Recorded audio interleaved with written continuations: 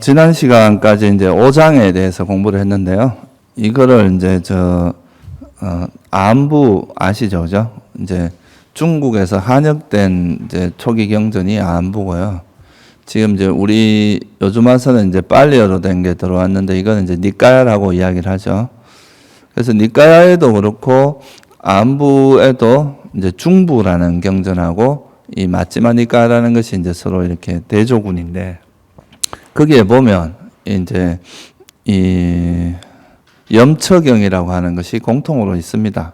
근데 그 두 가지 경전을 대조를 해보면, 그러니까 안부에서 한역된 경전하고 이제 빨리어로 되어 있는 경전에서 이제 요 사념처, 그러니까 알아차림에 대해서 이제 법문한 것들을 이렇게 비교를 해보면 그 중에서 이제 대표적으로 공통적으로 들어있는 거, 두 가지에서 이제 공통 분모를 찾아보면 그 두 가지에서 오장의 요소하고 칠각지는 꼭 있다는 거죠.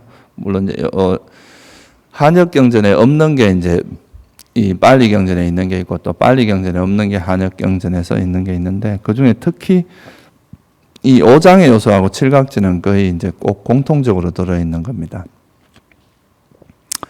그것이 의미하는 건 이제 그만큼 뭐겠어요? 오장의 요소하고 칠각지가 이제 굉장히 중요한 거라고 이야기할 수가 있겠죠, 그죠? 그래서 여러분들이 이제 제가 그 법념처에서는 그 말 그대로 이제 불선법과 선법 이 두 가지가 사실은 제일 이 법념처에 들어가는데 이 불선법의 대표적인 게 이제 뭐로 설명이 되느냐 하면 오장의 요소로 설명이 되는 거고요.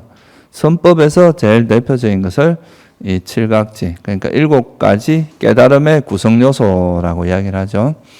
이 칠각지를 이제 선법의 대표적인. 그러니까 다시 말하면 이 오장의 요소를 버림으로써 뭐가 개발이 되겠어요? 이제 7가지 깨달음의 구성 요소가 개발된다. 이렇게 말할 수도 있고 또 거꾸로 하면 이제 칠각지를 개발함으로써 오장의 요소를 버린다. 이렇게 말할 수도 있고 또 여러분들이 또 뭐 칠각지를 버리고 오장애를 개발하면 안 되겠죠? 예?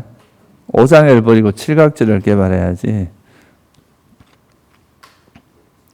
그래서 이제 지난 시간에 이제 오장애 요소에 대해서 오장애 요소가 도대체 무엇이고 그것의 원인은 뭐고 또 어떻게 하면 그 소멸된 오장애가 버려진 상태가 어떤 상태? 오장애가 버려진 상태가 지금 오늘 공부하는 칠각지의 상태로 주로 나타납니다. 그리고 이제 오장애 요소를 버리는 방법 이렇게 해서 그 네 가지에 대해서 이제 공부를 했는데 사실 이제 좀 지난 시간에 시간이 좀 부족해서 그렇게 이제 자세하게 이야기를 못하고 좀 이렇게 건너뛴 부분도 사실 좀 많은데요. 오장애 요소에 대해서 사실 이거 이제 좀 깊이 있게 공부를 하려고 하면 이것만 해도 꽤 오랜 이제 시간을 할애해서 공부를 해야 돼요. 결국은 이제 우리가 불교 수행은 제가 앞에서 말씀드릴 때 불교 수행의 핵심은 바로 뭐냐? 이제 그 팔정도인데 이 팔정도를 실천함으로써 얻어지는 게 바로 그 번뇌 소멸이거든요. 우리가 이제 번뇌가 소멸됨으로써 이제 깨달음이 일어나는.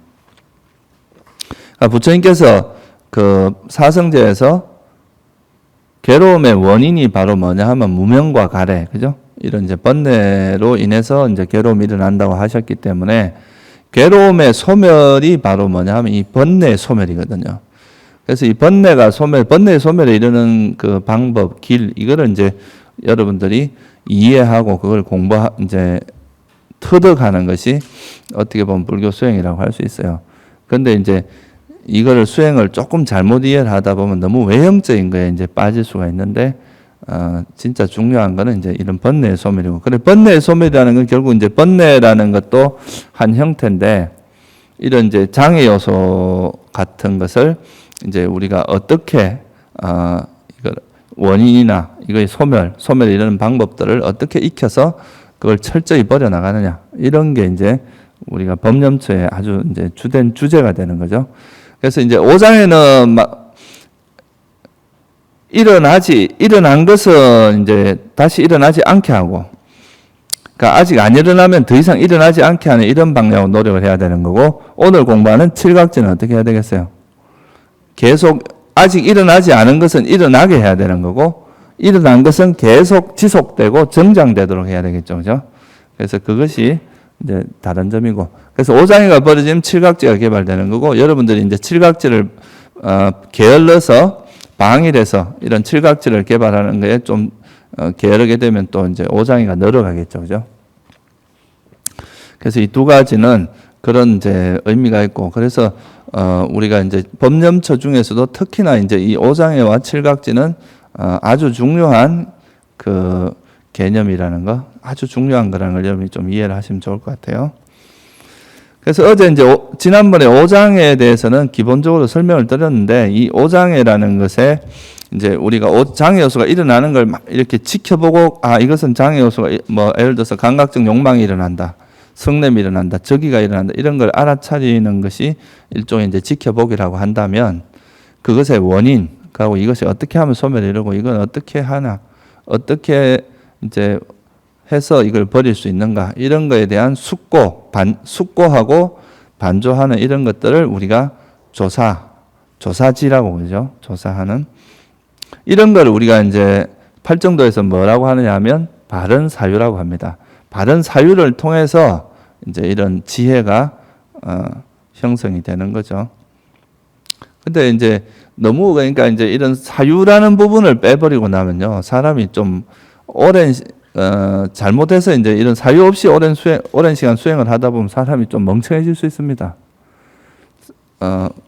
지혜라는 것이 우리가 이제 쓸데없는 생각, 망상이라는 것은 버려야 되는 거죠. 우리가 번뇌망상이라고 그러잖아요. 그런 망상은 버려야 되는 건데, 이런 이제 올바른 사유 같은 것은 개발을 해야 됩니다. 그래서 이렇게 관찰을 하다 보면 일어나는 현상과 사라지는 현상, 그러니까 일어난다는 것은 아까 말했듯이 어떤 원인에 의해서 일어나는 것을 보고, 또 이 원인이 소멸되니까 이 오장애가 소멸되는 현상을 보는 거죠. 그래서 일어나고 사라짐을 보게 되면 그것이 바로 뭐냐 하면 이제 연기에 대한 이해입니다. 일어나고 사라지는 것을 보게 되고, 그러면 다시 뭐가 일어나냐면 이거는 무상한 것이구나. 이게 이제 변할 수밖에 없는, 오장애도 결국 이제 실체가 있는 것은 아니죠. 그죠? 조건에 의해서 일어나고 사라지는 것이다. 그렇게 이제 보게 돼서 그런 것이 이제 지혜가 되면 이 오장애에 대해서 우리가 이제 버릴 수 있는 그런 이제 지혜가 형성된다고 할 수 있습니다. 그래서 오장애라는 것도 사실 이게 이제 우리 마음에서 분명히 어떤 이런 행위를 했을 때 그게 안 좋은 과보가 일어나고 여러분을 고통스럽게 하는 그런 거는 그런 작용은 또 분명히 있지만, 또 그렇다고 해서 이 장애 요소가 하나의 실체로서 이해하면 안 된다 이 말이에요. 이걸 너무 또 실체로 이해하면 과거에 우리가 상처에 얽매여 가지고 또 그 상처가 실제로 있는 것처럼 생각하면서 계속 그걸 끄집어내서 고통받고 이런 일이 있을 수 있거든요. 그래서 이런 이제 오장애도 어떤 조건에 의해서 일어났다 사라지는 것이지 그 자체가 무슨 실체가 있는 것으로 보면 안 됩니다. 여러분들이 막 지혜가 좀 현명하고 지혜롭게 어떤 상황을 대처를 하면은 이런 칠각지가 작용할 수가 있고요. 어리석게 이제 순간적으로 어리석어져서 어리석음을 바탕으로 해서 이제 이렇게 대처를 하면 그거는 장애 요소가 작용을 하게 되겠죠. 그래서 이 장애 요소나 칠각지도 조건에 의해서 어떤 일어났다가 사라지는 하나의 현상이지 이것 자체가 무슨 실체로서 이해를 해서는 안 된다. 이렇게 보면 되겠습니다. 그러면 오늘은 이제 칠각지에 대해서 조금 이제 살펴보도록 하겠습니다.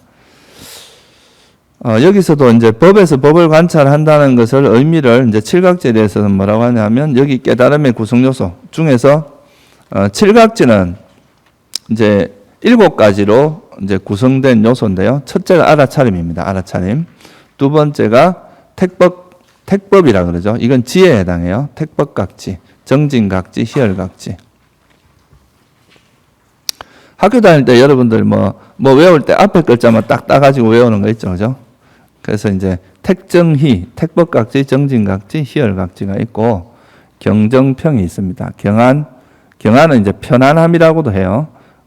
경안, 삼매, 정은 삼매죠. 그죠?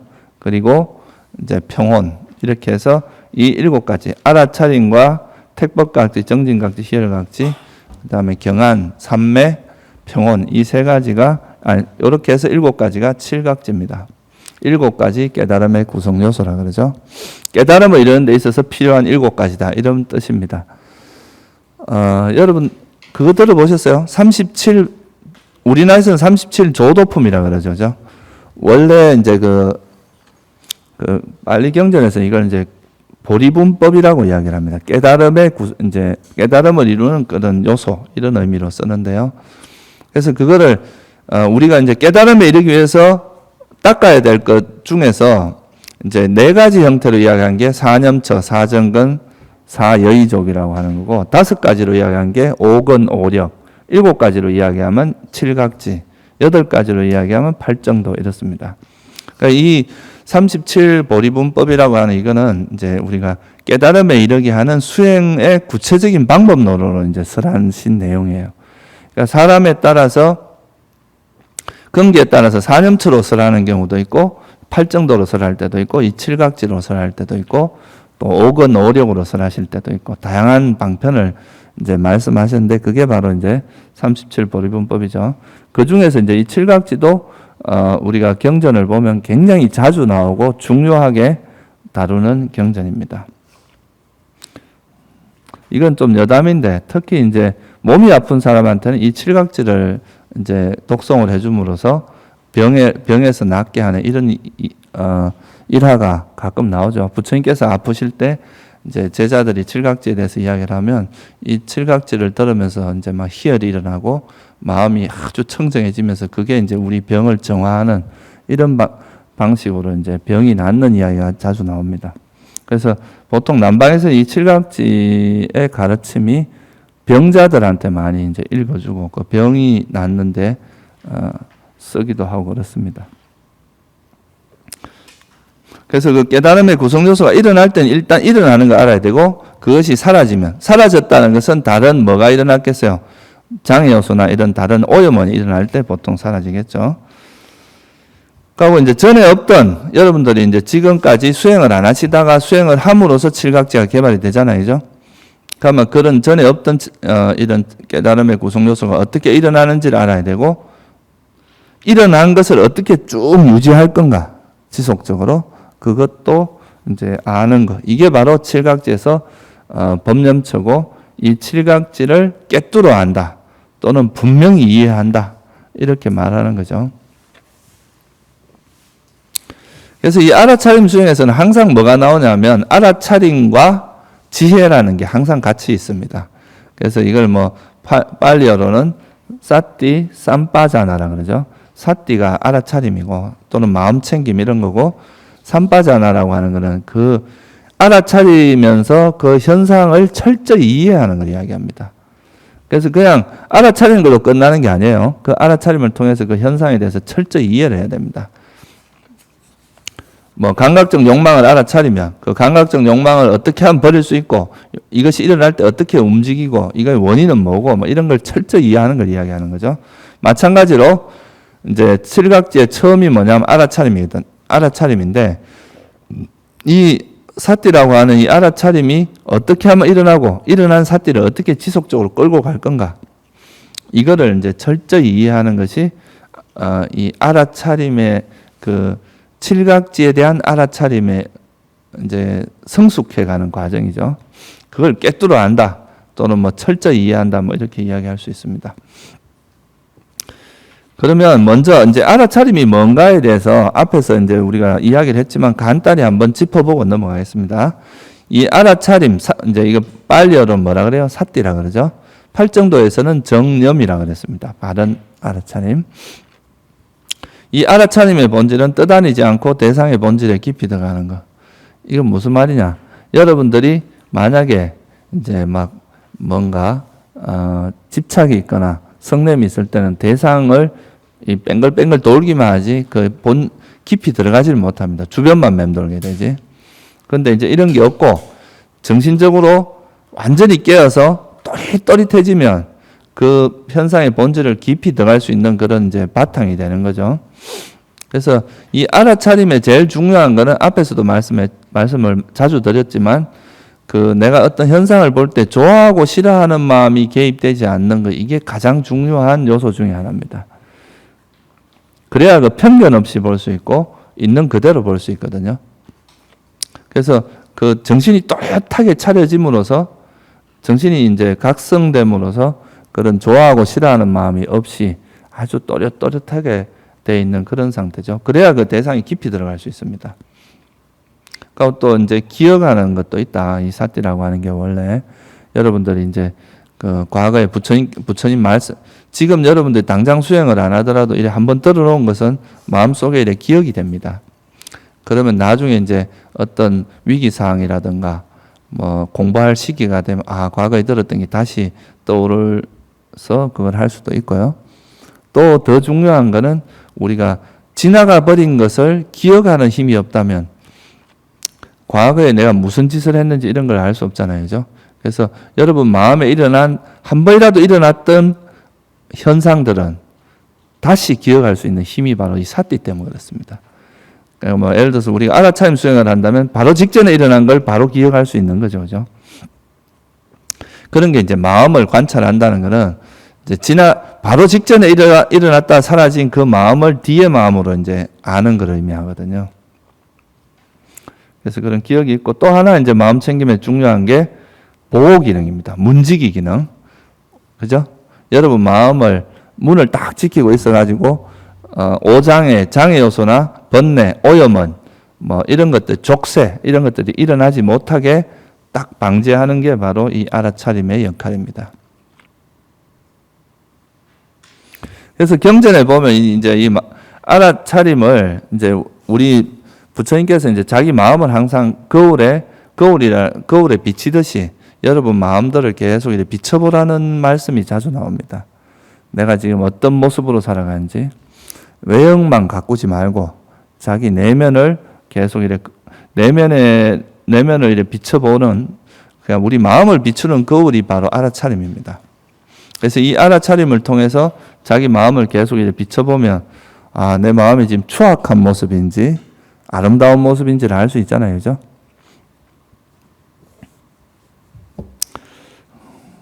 얼굴은 되게 미인이라도 또 이렇게 마음속을 들여다보면 되게 이제 또 추악한 얼굴을 갖고 있는 사람이 있을 수 있고 또 얼굴은 그렇게 미인은 아니더라도 마음은 아주 아름다운 사람도 있잖아요.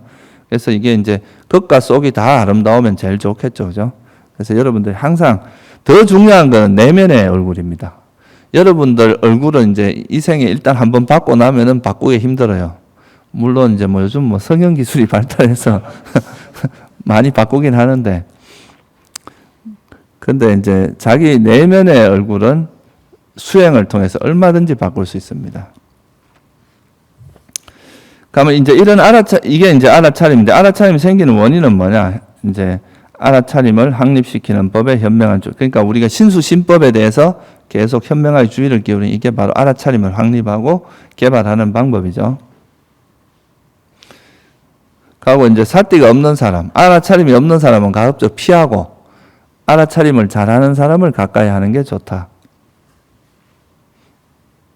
옆에 같이 있으면 막 너무 들떠있고 불안하고 막 그 산만하고 이런 사람하고 같이 있으면 자기도 같이 그래야 되거든요. 근데 이제 옆에 있는 그 가까이 있는 도반이 다 걸어가면서도 알아차림을 하고 막 항상 자기를 알아차리는 모습 보면 나도 이거 좀 정신 차려야 되겠다. 이래서 같이 물들어갈 수 있다 이거요. 그래서 우리가 이제 스님들이 출가하면 제일 먼저 배우는 것 중에 하나가 이제 초발심 자격문이라고 있어요. 거기에 보면 그 나오는 구절 중에 하나가 이제 처음 나오는 게 이제 친근 현선하고 원리 아구하라 이런 말이 나와요. 그러니까 아구를 멀리하고 이제 선우를 가까이 하라 이런 말이 있거든요. 그러니까 수행하는 사람들은 너무 이렇게 막 정신없고 번뇌가 많고 이런 사람하고 같이 있으면 같이 물들어갑니다. 이 번뇌도 일종의 이게 뭐랄까 전념성이 있어요. 이 조건이기 때문에 옆에 있는 사람이 막 번뇌하면 그게 하나의 조건이 돼서 나도 번뇌가 일어날 가능성이 많죠. 근데 이제 아주 고요하고 평화로운 사람하고 같이 있으면 어때요? 같이 평화로워지죠. 그죠? 그래서 이제 좋은 도반을 만나는 게 수행하는데 아주 좋습니다. 아주 중요한 부분이죠. 그래서 알아차림을 개발하는 원인은 뭐냐면 사념처입니다. 사념처를 네 가지 대상에 대해서 이제 마음을 놓지 않고 알아차림하는 게 이제 이런 알아차림을 개발하는 주된 원인이다. 이렇게 말할 수 있습니다. 이것도 이제 칠각지가 약간 순서가 있어요. 첫째, 이 알아차림을 개발하면 어떻게 되겠어요? 알아차림이라는 건 아까도 말했듯이 제일 중요한 거는 이제 그 현상을 왜곡되지 않고 본다는 것에 있어서 되게 중요해요. 그런 상태를 만들어주는 거죠. 그러니까 또렷한 정신 상태를 만들어서 그러면 그 현상을 이해하게 되죠. 그래서 알아차림을 통해서 그 다음에 나오는 깨달음의 구성 요소가 뭐냐면 지혜입니다. 이거를 이제 그 보통 이제 다른 초기 불전 연구원에서는 이걸 택법이라고 번역을 했어요. 간택할 택자를 써서 법을 간택한다. 이건 좀 더 어떤 의미가 있냐면 이것이 선법이고 이것은 불선법인 걸 간택하는 것, 또는 이것은 유익하고 이것은 해롭다, 또는 이거는 비난받을 행동이고 이건 비난받지 않을 행동이다. 이거는 고귀한 법이고 이건 천박한 법이다. 뭐 이렇게 그 우리에게 일어나는 그 상태를 알아차림을 하다 보면 그 법의 성질이나 이런 거를 이제 정확히 알게 된다는 거죠. 이런 거를 우리가 이제 그래서 이 번역을 할 때 이제 택법이라는 번역을 썼죠. 그런데 이제 이거를 또 영어에서는 뭐라고 하냐면 investigation이라는 그 번역을 써요. 그러니까 investigation of Dhamma. 그러니까 법에 대한 조사. 이제 이렇게 표현을 하죠. 그러니까 이 법이 결국 비슷한 말입니다. 이 법이 과연 선법인가 불선법인가, 고귀한 건가 고귀하지 않은 것인가, 또는 천박한가 고귀한가, 또는 뭐 이거는 받들어 행해야 될 건가 아니면 버려야 될 것인가, 그런 것을 이제 잘 이해하는 게 이제 지혜의, 그러니까 택법각지라고 하는 지혜의 깨달음의 구성 요소다. 이렇게 말할 수가 있는 거죠. 그죠? 우리나라에서 이제 선종이 이제 중심이 되고 그러다 보니까 너무 이제 고수들의 이야기를 여러분들이 이제 내 거인 양 받아들일 수가 있어요. 근데 그거는 뭐 선도 생각하지 말고 악도 생각하지 말라, 이런 거는 아라한이 되면은 선과 불선을 초월하는 상태가 됩니다. 그거는 이제 우리가 그런 마음 상태를 작용만 하는 마음이다, 이렇게 표현하거든요. 근데 그걸 일반 중생들이 그렇게 하다 큰일 납니다.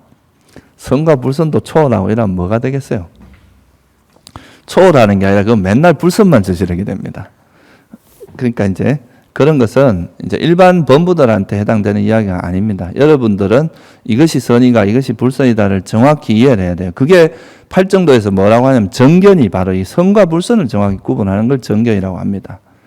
특히 세간의 정견이라 그러죠. 출세간의 정견이 아니고, 이걸 바탕으로 해서 이제 이게 지금 이 지혜의 범주에 들어갑니다. 그래야 바른 노력이 이루어져요.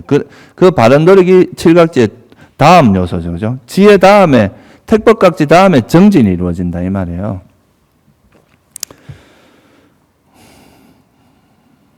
그래서 이제 여기 지혜의 중요한 부분이 이것이 선이다, 불선이다, 이거를 이해하는 거다, 이렇게 보시면 되고요. 그러면, 여기서 이제 개념을 조금 정리를 하는 게 좋거든요. 우리가 일반적으로 세속에서 말한 지혜하고 불교에서 말한 지혜는 약간 다릅니다. 그 개념 자체가. 그래서 그런 걸 한번 짚어볼 필요가 있어요. 여기서 불교에서 말하는 이제 이 지혜는 빠냐, 빨리어로는 빠냐라 그러죠. 빠냐라 그러기도 하고, 또 뭐 아모하, 어리석음이 없다 그러기도 해요. 이거는 이제 법의 본질을 꿰뚫어 하는 거죠. 예를 들어서 뭐 노원기나 이런 게 있을 때 이 노원기 같은 거를 이것이 4대로 이루어져 있다. 또는 이것 4대라는 것도 역시 이제 조건에서 일어나고 사라지니까 무상한 것이다. 이렇게 보는 게 법의 본성을 꿰뚫어 하는 거라고 이야기하잖아요. 그 껍데기가 아니라 그 본질적인 모습을 보는 거죠. 이렇게 현상의 본질을 있는 그대로 보는 것을 우리가 지혜라고 이야기를 합니다. 근데 이 지혜, 이제 불교에서 말할 때 이 지혜의 원인을 뭐로 보냐면 삼매로 봅니다. 삼매. 왜 삼매로 보냐면 이 삼매라고 하는 것이 뭐예요? 불교에서 말하는 삼매는 단순한 집중 상태가 아닙니다. 이거는 제일 중요한 의미는 삼매가 되는 순간 5가지 장애 요소가 멈추는 상태가 삼매입니다. 앞에서 말한 그 5장애 요소를 말씀드렸죠. 그죠? 이 5장애 요소가 완전히 버려지면 물론 아란이겠지만 그게 아니라 일시적으로, 그러니까 일시적으로라도 버려진 상태를 우리가 뭐라고 하냐면 삼매라고 하는데요. 그러니까 이런 삼매 상태가 됐을 때 객관적이고 있는 그대로 볼 수 있다 이거예요. 여러분들이 만약 집착이 있거나 이런 장애 요소 중에 한 가지가 있으면 있는 그대로 볼 수 없다는 거죠. 그죠? 그래서 이걸 이제 있는 그대로 볼 수 있게 하는 그것이 바로 뭐냐면 삼매라고 하는 상태입니다. 그래서 이 삼매가 바탕이 돼서 다시 말하면 이건 뭐냐 하면 마음이 아주 순수하고 깨끗한 상태에서 보는 거다 이 말이에요. 어떤 자기 욕심에 의해서 보거나 자기 고집에 의해서 보거나 자기 고정관념, 편견 이런 게 전혀 없는 정말 이렇게 아주 깨끗하고 순수한 마음으로 현상을 봤을 때 얻어지는 그게 바로 지혜다 이거죠. 우리가 세속적인 지혜 같은 경우는 사실 뭐 욕심을 가지고도 할 수 있잖아요. 그죠? 욕심을 바탕으로 해서 이렇게 어떻게 보면 잔머리 잘 쓰는 사람 있잖아요. 어떻게 하면 저 사람을 사기칠까? 이런 것도 막 머리를 되게 많이 쓰지만 이런 걸 우리가 지혜라고 할 수는 없잖아요. 그죠? 그러니까 남을 해치기 위해서 머리를 쓰고 남을 죽이기 위해서 머리를 쓰고 이런 거를 말하는 게 아닙니다. 그러니까 우리 마음에서 그런 오염원이 전혀 없는 상태에서 그 현상을 바라봤을 때 그걸 지혜라고 하는 거죠. 그래서 경전에 보면 이 지혜, 있는 그대로 보는 지혜의 조건이 바로 뭐냐? 삼매라고 이야기를 합니다. 그러니까 이 사마디라고 하는 이 삼매가 형성이 돼야 그런 마음 상태에서 나는 것이 지혜지. 우리가 머리를 굴려서 하는 그런 거하고는 좀 다른 거죠. 그러니까, 그죠? 뭐 이걸 또 다른 비유를 하나 들어보면 안개가 이렇게 막 끼어가 있는데 우리가 이제 어렴풋이 이렇게 보이지만 그걸 이렇게 추측하는 거일 수도 있지만 안개가 싹 그치고 이제 막 깨끗해지면 선명하게 보이잖아요. 그죠? 그런 것처럼 사실 이 불교에서 말한 지혜가 생기는 거에 제일 중요한 조건은 이 번뇌가 없는 상태입니다. 번뇌가 있는 상태에서 이루어지는 그런 것은 자기 이익을 추구하거나 분노에 의해서 남을 해치거나 이런 방식으로 형성되기가 쉽다는 거죠. 그래서 이제 이 지혜의 원인은 삼매다. 그런 걸 이제 좀 이해를 하시는 게 좋아요. 그래서 우리가 이제 이런 그 개정해야 할 때 이 정을 닦는 이유가 이런 깊은 깊은 지혜를 이끌어내기 위해서는 이 삼매가 필요하거든요. 그래서 이제 이런 지혜를 그러면 일어난 지혜를 어떻게 계속 지속하고 개발할 거냐? 첫째 이제 이런 법을 탐구하는 게 중요합니다. 우리가 부처님께서는요 이 수행에서도 법을 공부하는 것에 대해서 권장을 했어요. 그게 뭐냐면 법을 배우는 거죠. 일단은 여러분들이 부처님의 가르침을 배우고 실천을 해야 그게 이제 제대로 불법을 행하는 게 되는데요. 그런 배움이 없이 그냥 뭐 자기식으로 공부를 하면 그건 이제 자기의 어떤 자기만의 견해고 자기만의 생각이고 이럴 가능성이 높아요.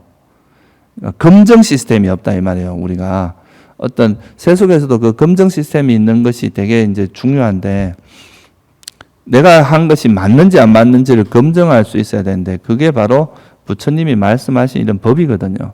그래서 그런 법을 잘 이해를 하면은 우리가 예를 들어서 뭐 이런 5장이나 7각지를 공부하면 이것은 불선법이고 이건 선법이구나.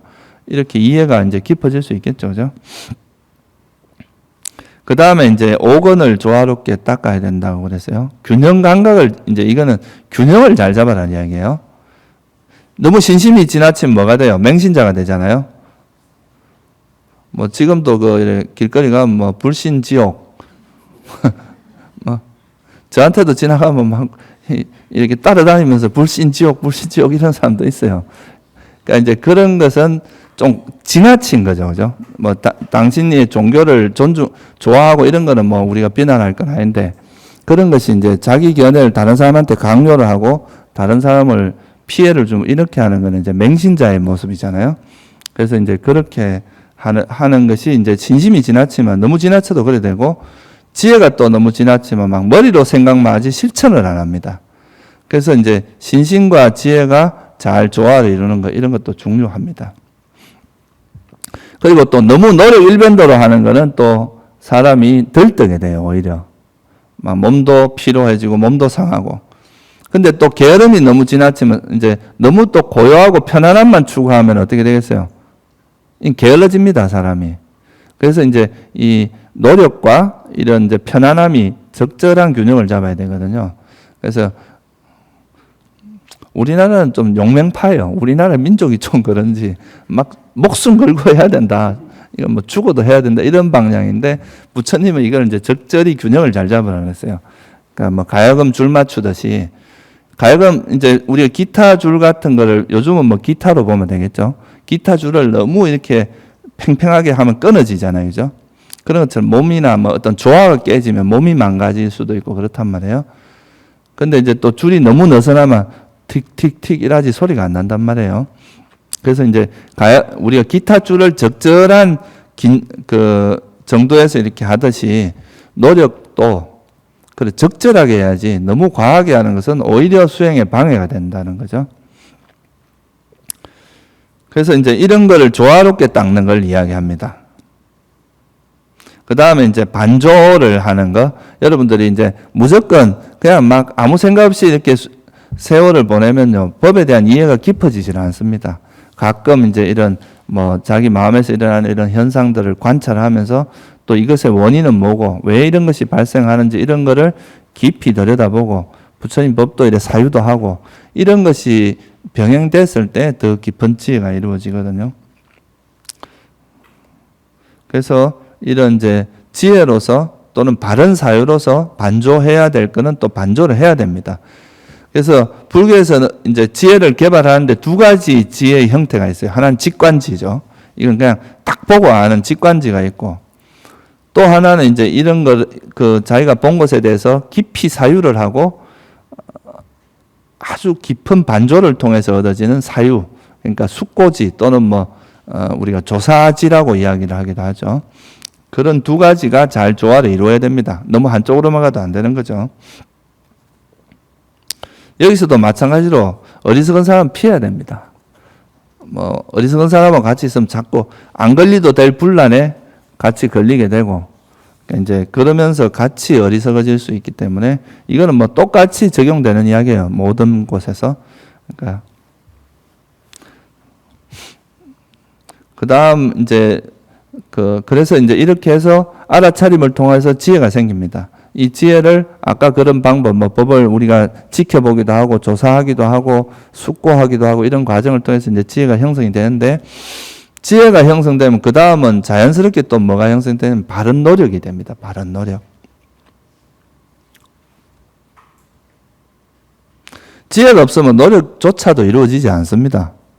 여러분들 이제 지혜가 생기면 내가 지금 이렇게 집착을 하고 분노를 하고 남을 해치려고 하는 이런 마음은 내가 결국은 파멸에 이르고 이 생에는 또 파멸에 이르고 죽어서는 악취에 떨어질 위험이 있다. 이런 걸 이해하잖아요. 그죠? 그러면 이런 건 멀리 해야 되겠구나. 또 이제 뭐 알아차림이나 지혜, 자비 이런 것은 나의 이익이 있고 이 생에도 이제 이익이 있고 죽어서도 또 선처에 태어나게 한다. 이러면 또 그건 개발하려고 하겠죠. 이게 바로 정진의 기본 요소다 이거예요. 지혜가 있으면 그런 이제 선과 불선을 잘 이해하는 지혜가 있으면 불선은 버리고 선은 개발하는 그런 이제 노력으로 이어진다는 거죠. 부처님께서 말씀하신 칠불통계라고 들어봤죠, 그죠? 7 부처님이 똑같이 하신 말씀이 불선은 버리고 선은 개발해라. 재앙막작 중선봉행 이런 말 들어봤죠, 그죠? 그게 이제 그리고 나서 그런 바탕에서 자정기, 자기 마음을 정화하는 것이 바로 부처님 가르침이다 이거예요. 그래서 일단은 선과 불선을 이해해야 이제 바른 노력이 이루어집니다. 팔정도에서 말한 바른 노력도 불선은 버리고 선을 개발하는 걸 이야기하는 거죠.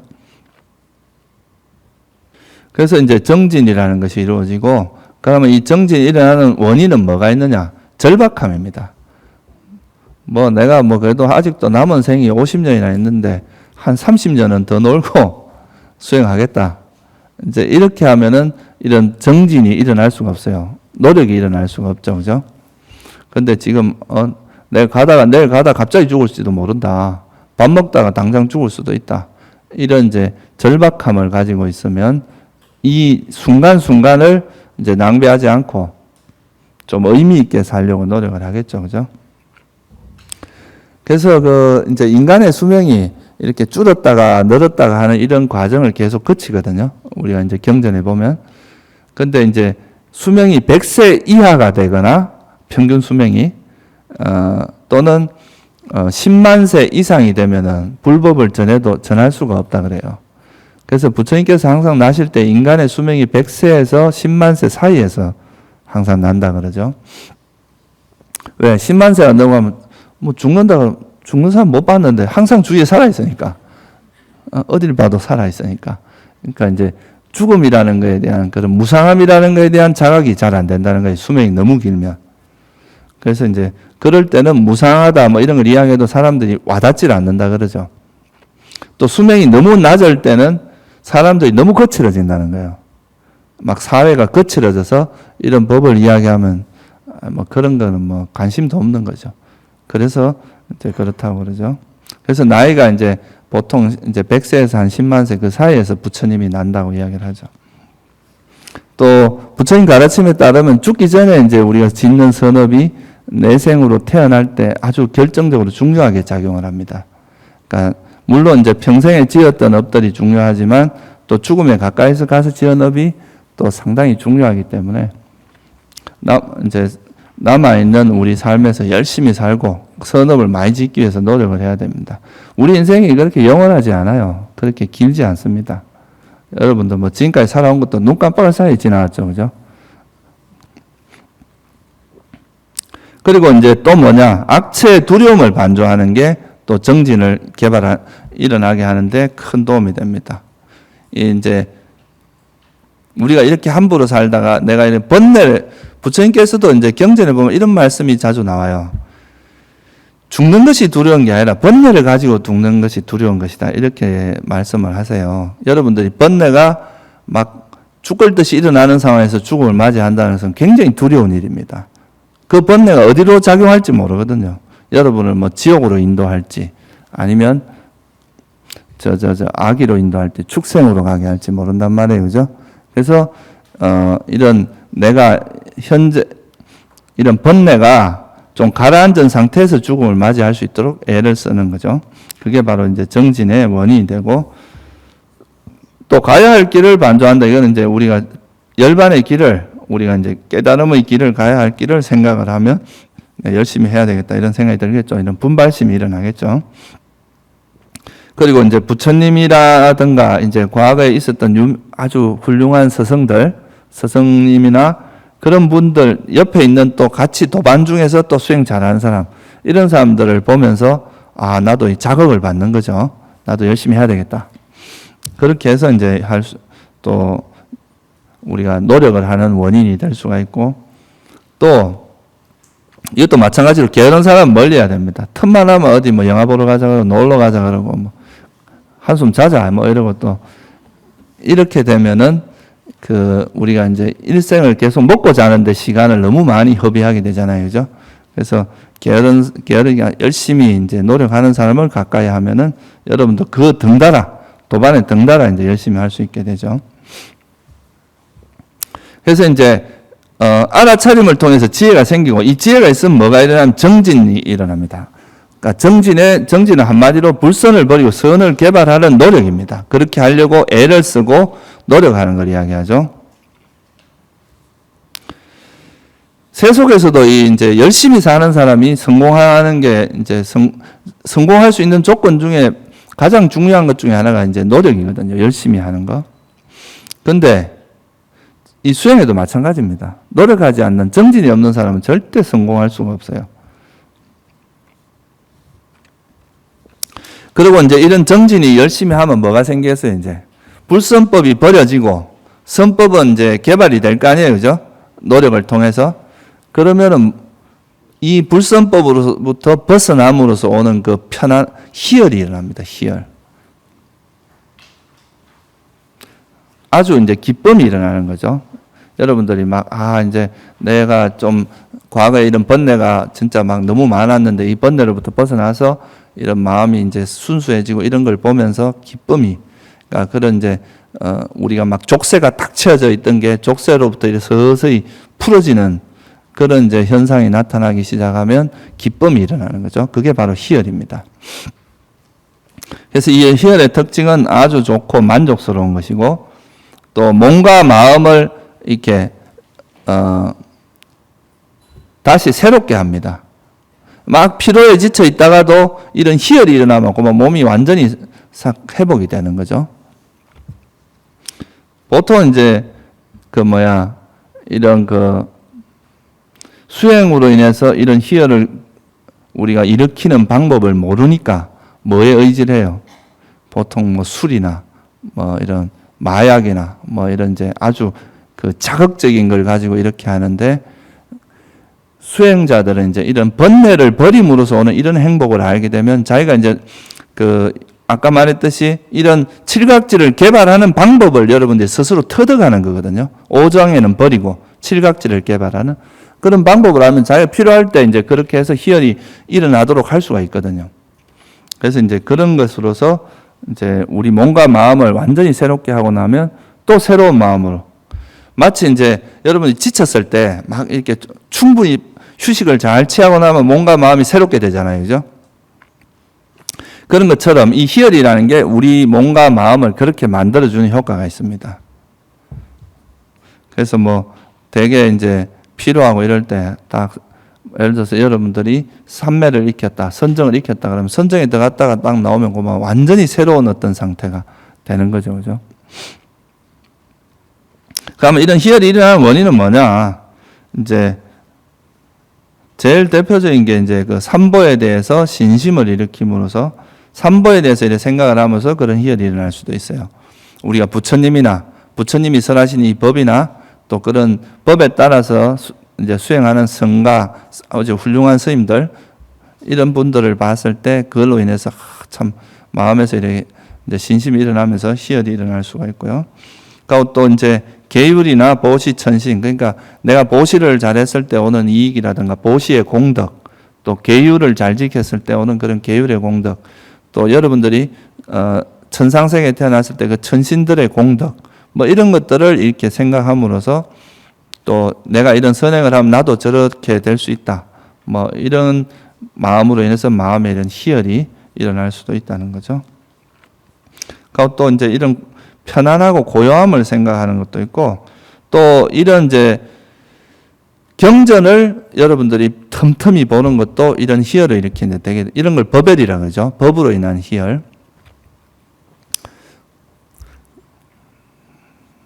사실 여러분들이 하루에 한 10분이라도 매일 아침에 또는 뭐 하루에 정해진 시간에 부처님 가르침을 경전을 이렇게 독송을 해보면 그게 이제 여러분들이 뭐 신심이 떨어졌을 때 신심을 올려주기도 하고 하루에 이제 시작을 그렇게 하면 거기서 이제 되게 우리 마음이 가다듬어진 상태에서 또 하루를 시작하게 되잖아요. 그죠? 그래서 저는 사실 이게 수행자들도 마찬가지고 출가자들도 여러분들이 매일 이런 경전을 조금씩이라도 꾸준히 독송하는 것이 굉장히 좋다고 생각을 합니다. 그리고 또 여러분들이 보통 세속에 있으면 세속에서는 계속 이런 오장애로 보통 살아간단 말이에요. 사람들이 대부분의 사람이 욕망과 성냄이 이렇게 왔다 갔다 하는 그런 삶을 사는데 또 이런 데 올 때는 또 정신 차려졌다 또 나가면 그 분위기에 휩쓸려서 또 뭐 이래서 하는 게 맞지 뭐 이렇게 하면서 거기 살아가기 쉽단 말이에요. 그럴 때 매일 이렇게 경전을 조금씩이라도 독송을 하면 자극을 받습니다. 계속 새로운 거에 대해서 내 삶을 다시 한번 돌아보게 되고 그래서 이제 제일 쉽게 그래도 뭐 여러분들 매일 법회에 나오거나 이러기도 쉽지 않잖아요. 근데 경전 같은 경우는 여러분들이 뭐 언제라도 이렇게 들고 다니면서 볼 수도 있고 그래서 매일 그 한 10분이라도 이런 경전을 꾸준히 독송하는 것은 굉장히 유익하다고 할 수 있습니다. 또 그는 이제 희열을 일으키는데도 굉장히 큰 도움이 된다. 그렇게 말할 수가 있는 거죠. 그래서 이제 이렇게 해서 여러분들 마음에서 이제 알아차림을 통해서 이제 처음에 이제 알아차림을 하면 그 알아차림을 통해서 지혜가 생기고요. 그게 이제 그 알아차림과 지혜가 생기고 지혜가 있으면 또 바른 정진을 가능합니다. 그런 정진을 통해서 불순법이 벌어지면 희열이 이제 일어나게 되는 거죠.